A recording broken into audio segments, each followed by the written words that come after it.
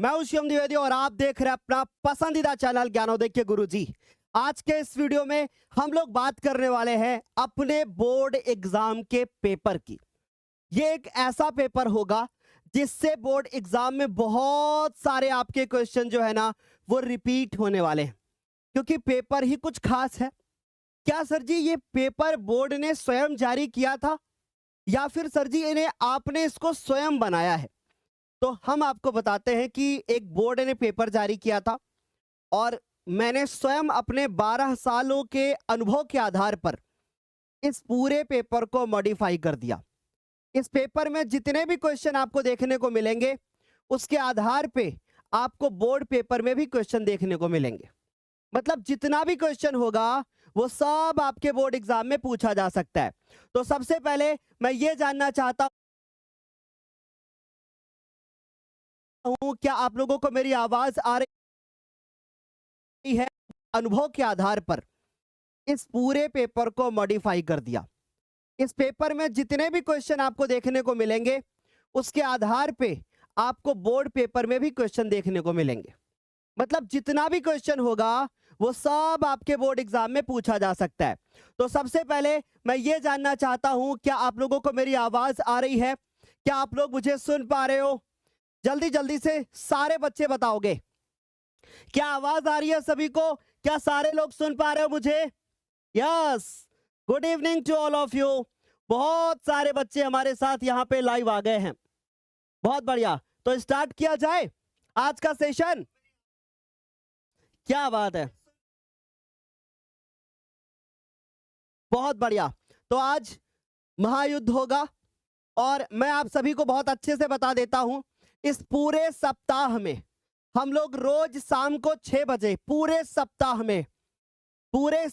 में रोज शाम को 6 बजे सोमवार, मंगलवार, बुधवार, बृहस्पतिवार, शुक्रवार, शनिवार 6 दिन 6 मॉडल पेपर करेंगे। जैसे इसके पहले मैंने एक पूरा सप्ताह मॉडल पेपर को दिया था, सेम टू सेम मैं फिर से एक बार रिपीट करना चाहता हूं कि सोमवार से लेकर के शनिवार तक हम लोग डेली शाम को मॉडल पेपर करेंगे।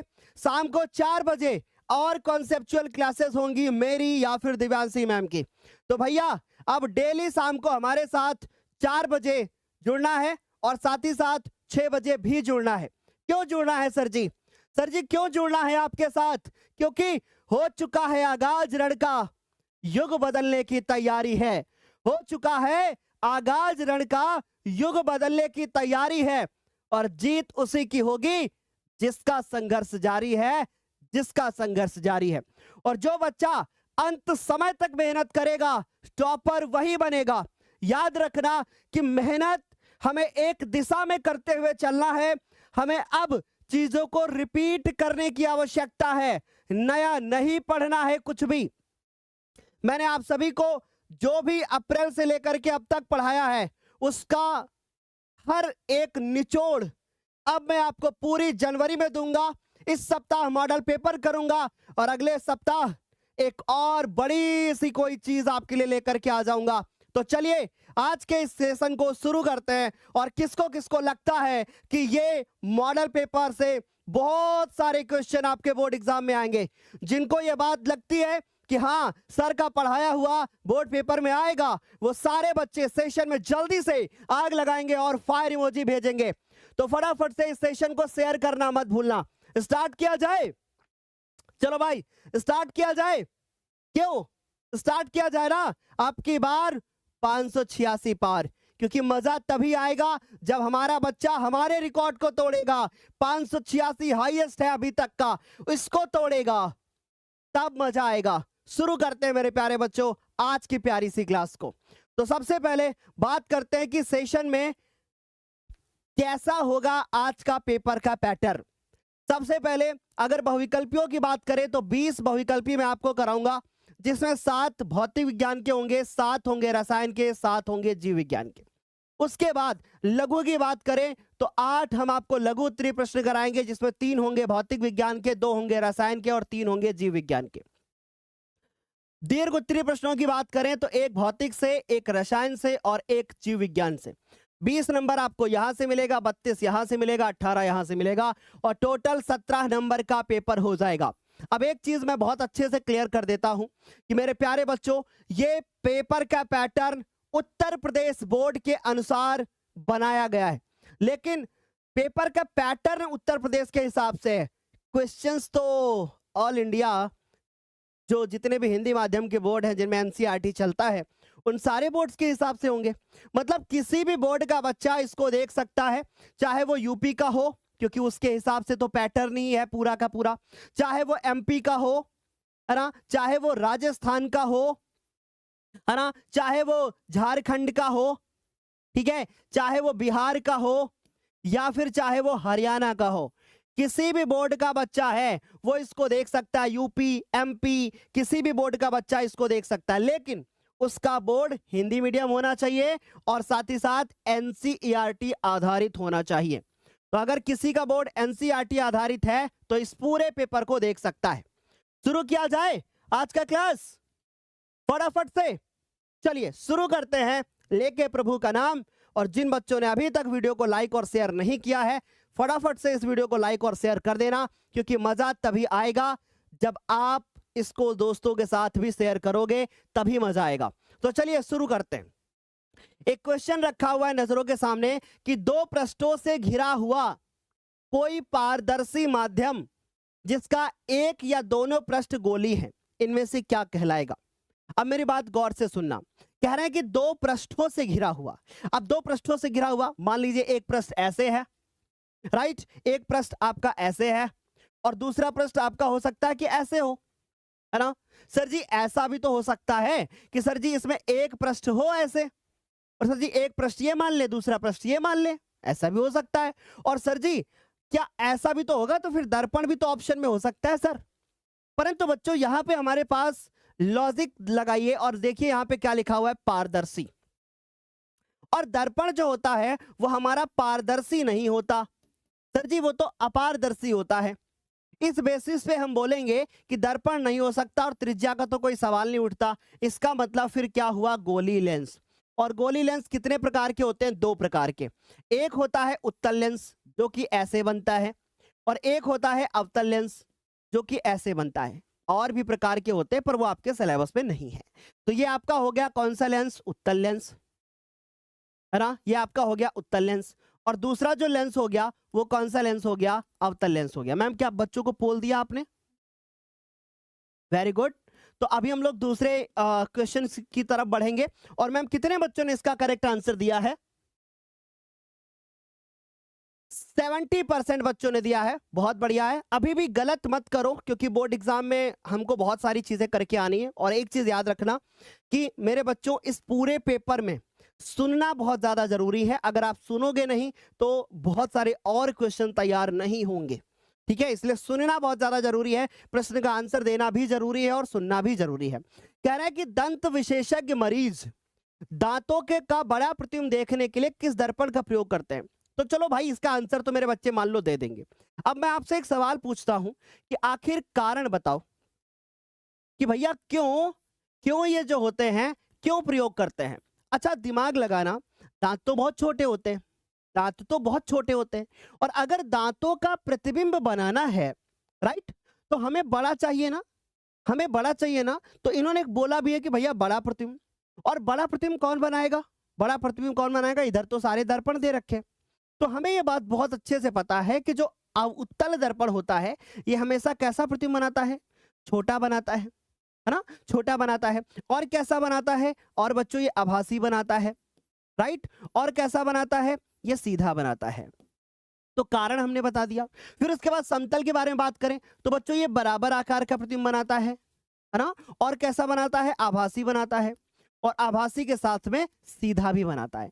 अब सोचो, दिमाग लगाओ, अब दिमाग लगाओ कि अवतल दर्पण क्या सीधा बना पाता है, हाँ।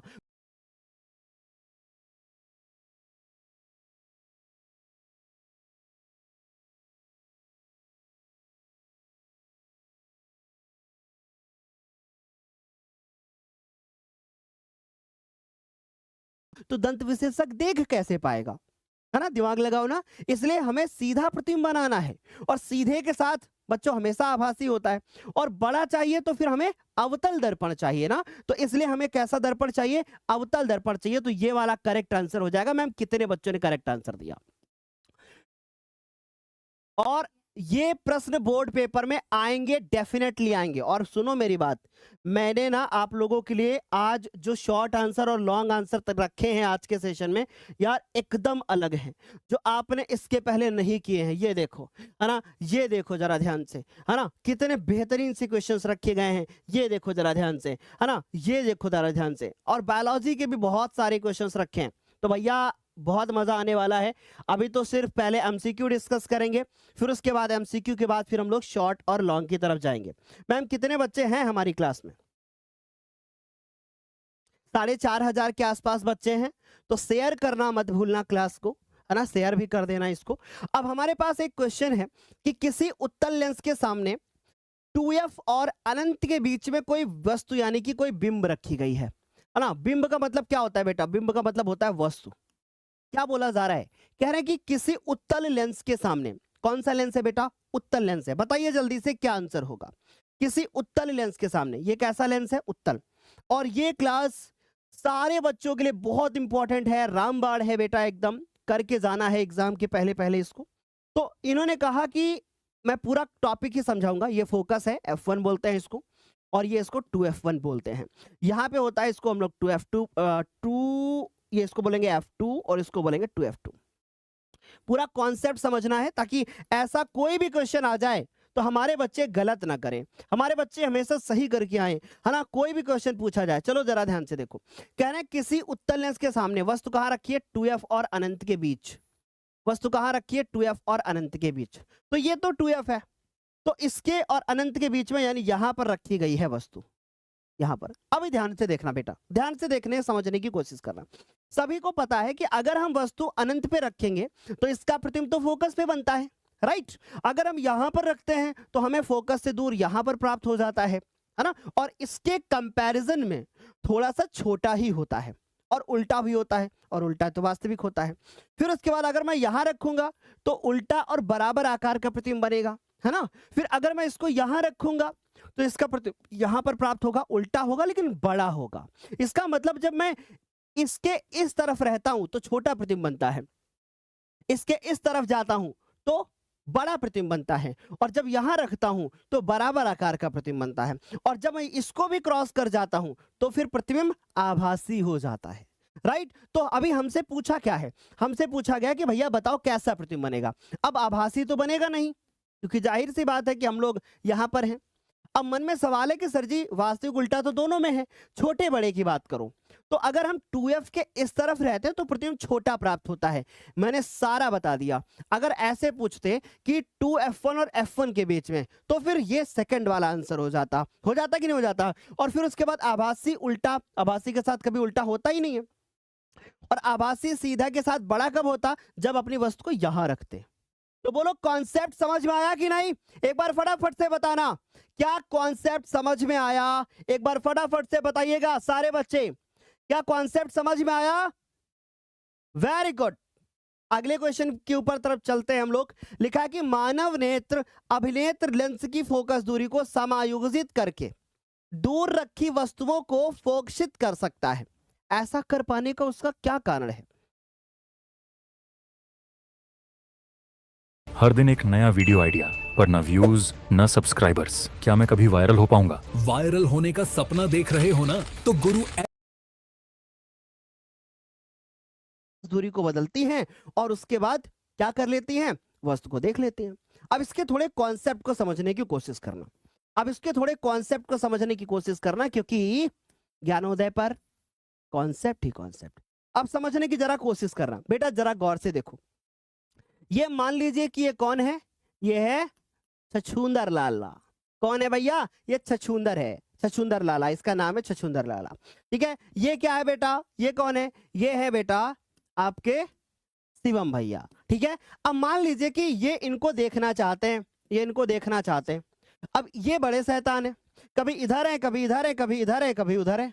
तो क्या शिवम सर बार बार आगे पीछे होंगे? नहीं, इनकी आंखों में वस्तु की दूरी बार बार बदलेगी, तो बार बार इनको प्रतिबिंब की दूरी तो एक ही होती है, रेटिना पे ही बनना है प्रतिबिंब। यानी अब ये वस्तु की दूरी बदल रही है तो फिर हमें फोकस दूरी को भी बदलना पड़ेगा। इसलिए ये अपनी आंखों की जो लेंस लगा हुआ है उसकी फोकस दूरी को बार बार बदलते रहते हैं। और अगर इनके अंदर आंखों की फोकस दूरी बदलने की पावर ना होती तो फिर ये इनको देख नहीं पाते। ये है कॉन्सेप्ट कि ये वस्तु की दूरी बदलते हैं बार बार, तो हमें फोकस दूरी को बदलना पड़ता है। ठीक है, कॉन्सेप्ट समझो, आंसर से ज्यादा जरूरी है कॉन्सेप्ट। अब मन में सवाल आता है कि सर जी ये फोकस दूरी कैसे लगाई जाती है, आंखों में क्या ऐसा होता है, ये भी क्वेश्चन आ सकता है। तो ये फोकस दूरी जो लगाई जाती है वो किसके द्वारा लगाई जाती है, इसको समझने की क्षमता बोलते हैं। और कौन सी मांसपेशियों द्वारा लगाई जाती है? पक्षमाभी मांसपेशियां। कौन सी मांसपेशियां? पक्षमाभी मांसपेशियां। अब बच्चों बड़ा सवाल यह है कि कभी कभी पक्षमाभी मांसपेशियां पेपर में नहीं देते हैं। वो क्या बोलने लगते हैं? वो बोलने लगते हैं कौन सी मांसपेशियां? सिलियरी मांसपेशियां। तो अंग्रेजी भाषा में इनको सिलियरी कहा जाता है और इन सिलियरी मांसपेशियों को हिंदी में भी ऐसे ही सिलियरी मांसपेशियां लिख सकते हैं। मैम हमारे कितने बच्चों ने आंसर दिया है करेक्ट? 75%। देखो फिर से सुन लो, सिर्फ आंसर देना जरूरी नहीं है, उससे ज्यादा जरूरी है कॉन्सेप्ट को समझना कि सर जी क्यों हमें फोकस दूरी को बदलना पड़ता है। क्योंकि बार बार वस्तु की दूरी बदलती रहती है और प्रतिबिंब की दूरी तो फिक्स रहती है। इसलिए अगर वस्तु की दूरी बदल रही है तो फोकस दूरी को बदलना पड़ेगा, तभी प्रतिबिंब रेटिना पे बन पाएगा, है ना। और रेटिना को हिंदी भाषा में दृष्टि पटल कहते हैं। राइट, चलो भाई अगला क्वेश्चन जरा इसको देखो जरा ध्यान से।